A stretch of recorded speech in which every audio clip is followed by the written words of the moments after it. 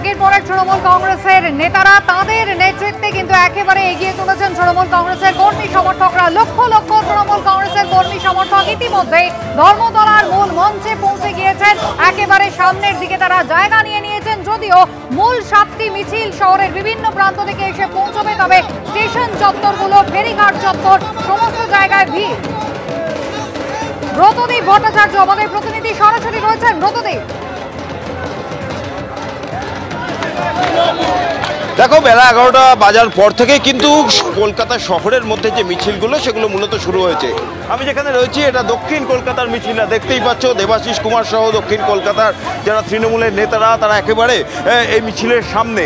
বাবুল সুপ্রিয় তিনিও যোগ দিয়েছেন এই মিছিলে। আমি একটু দেবাশিস কুমারের সঙ্গে কথা বলবো। দেবাদা, আদালত তো অনেক নির্দেশিকা বেঁধে দিয়েছিলেন, আজকে সেই বিষয়ে তীর্থঙ্কর বসু তিনি সন্তোষ প্রকাশ করেছেন যে পুলিশ ভালো কাজ করেছে। আমরা নির্দেশিকা মেনেই চলা দল, আমরা শৃঙ্খলায় বিশ্বাস করি, উচ্ছৃঙ্খলায় নয়। তাই স্বাভাবিকভাবেই যা নির্দেশ ছিল সেই নির্দেশ মোতাবেকই আমরা আজকে সমাবেশ করছি। বাবুলদা, 21শে জুলাই প্রত্যেক বছর এইভাবেই পালিত হয়। আজকে দিনে বিজেপি কর্মসূচি নিয়েছে, উত্তর নেয়নি, আপনারা কি বলবেন? আমি কিছু বলবো না, আমার কোনো মন্তব্য নেই। যে কোনো দল তাদের নিজের কর্মসূচি করতে পারে। আমাদের তৃণমূলের বহু বছর ধরে এটা 21শে হয়েছে। আমি তো অনেক পর থেকে, আমার কাছে প্রত্যেক 21 তারিখটাই একটা এক্সপিরিয়েন্স, এর বেশি কিছু বলার নেই। গতকাল আমরা মুখ্যমন্ত্রীর কাছে বেশ কিছু কথা শুনেছি, আজকে আপনারা কি এক্সপেক্ট করছেন? দলনেত্রী থেকে কি বার্তা চাইছেন? আমরা দলনেত্রীর কাছে প্রত্যাশা করছি বাংলার অস্মিতার পক্ষে লড়াইয়ের শপথ, এবং আমরা বিশ্বাস করি আমরা আজকে মমতা বন্দ্যোপাধ্যায় এবং অভিষেক বন্দ্যোপাধ্যায় যে নির্দেশ দেবেন, আমরা সেই নির্দেশকে কার্যকরী করার সৈনিক। তাই আমরা নির্দেশ শুনতে যাচ্ছি। অর্থাৎ বুঝতেই পারলে প্রত্যেকেই এখন কিন্তু সেই ধর্মতলায় সভাস্থল তার মুখী। এবং সেই মিছিলের ছবিটা আমার সহকর্মী তরুণকে একটু দেখাতে বলবো। যত দূর পর্যন্ত চোখ যাচ্ছে কিন্তু এই জওহরলাল নেহরু রোড ধরে এই তৃণমূলের এই মিছিল ক্রমশ এগিয়ে আসছে। এবং যেটা সবথেকে বড় বিষয়, অন্যান্য বার দেখা যায় ইতিমধ্যেই কিন্তু শহর কলকাতার যে মিছিলগুলো সেগুলো সভাস্থলে পৌঁছে যায় এই সময়ের মধ্যে।